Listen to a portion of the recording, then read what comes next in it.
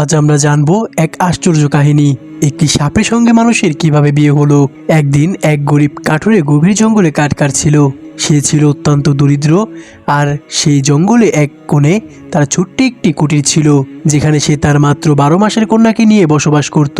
কাঠুরের স্ত্রী এই কন্যাটিকে জন্ম দেওয়ার সময় মারা যান, তাই এই মেয়েটি ছিল কাঠুরের একমাত্র অবলম্বন। তার পরিবার বলতে আর কেউ ছিল না। সেই দিন কাঠুরে যখন কাঠ কাটছিল, তখন তার কন্যাটি প্রচন্ড কান্না করছিল।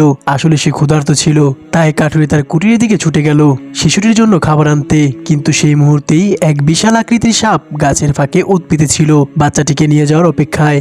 কাঠুরে যখন খাবারের জন্য কুটিরে গেল, তখনই সাপটি গোপনে এসে শিশুটিকে তুলে নিয়ে গেল তার গুহার ভিতরে। কিছুক্ষণ পর কাঠুরে খাবার নিয়ে ফিরে এসে দেখলো তার আদরের কন্যাটি আর সেখানে নেই। সে চারদিকে খুঁজতে লাগলো, পাগলের মতো কাঁদতে কাঁদতে বনের মধ্যে ছোটাছুটি করতে লাগলো। কিন্তু শত খোঁজার পরেও তার সন্তানকে আর খুঁজে পেল না।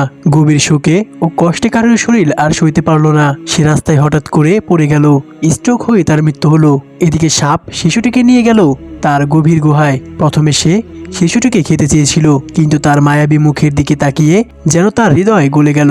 তার মনে দয়া জন্মালো। সে ভাবলো, আমি এই নিষ্পাপ শিশুকে খাবো না, বরং আমি একে বড় করব।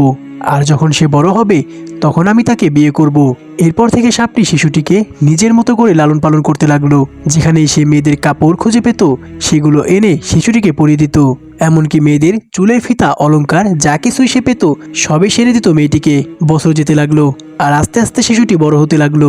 এক সময় সে এক অপূর্ব সুন্দরী তরুণীতে পরিণত হলো। একদিন সাপটি খাবারের সন্ধানে বের হলো। যাওয়ার আগে সে মেয়েটিকে বলল, আজ তোমার 18 বছর পূর্ণ হয়েছে। আমি অনেক বছর ধরে অপেক্ষা করেছি। আজ আমি তোমাকে বিয়ে করব।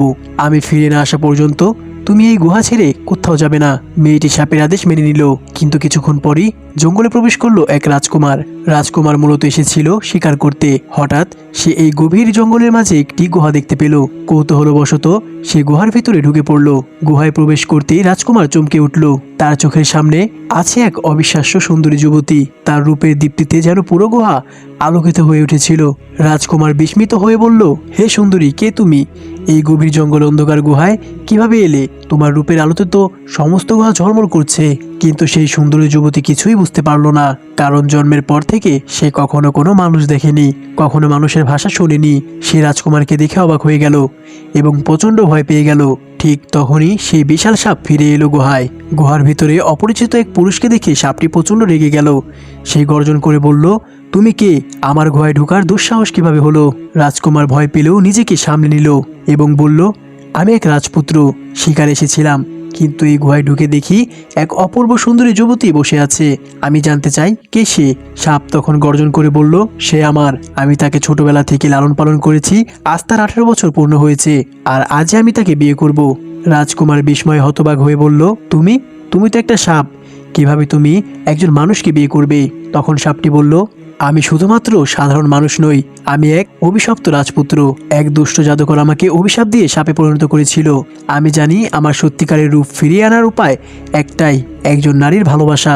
রাজকুমার কিছুক্ষণ চুপ করে থাকলো, তারপর বলল, আচ্ছা, যদি আমি তোমার অভিশাপ মুক্ত করতে পারি, তাহলে কি তুমি এই মেয়েটিকে বিয়ে করতে চাইবে?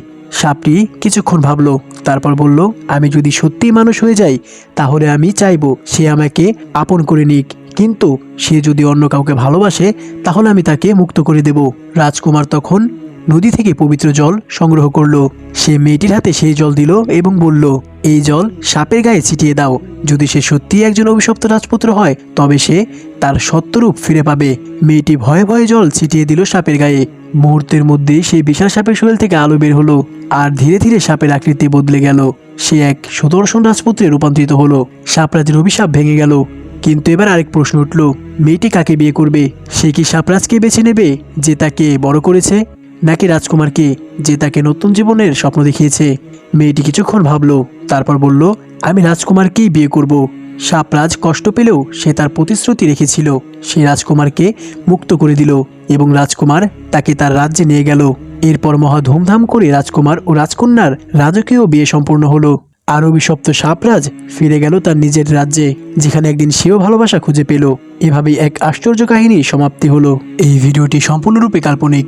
তোমাদের যদি এই ভিডিওটি ভালো লেগে থাকে, তাহলে ভিডিওতে একটি লাইক করে দাও এবং চ্যানেলে নতুন হয়ে থাকলে চ্যানেলটিকে সাবস্ক্রাইব করে দাও, এরকম ভিডিও সবার আগে পাওয়ার জন্য।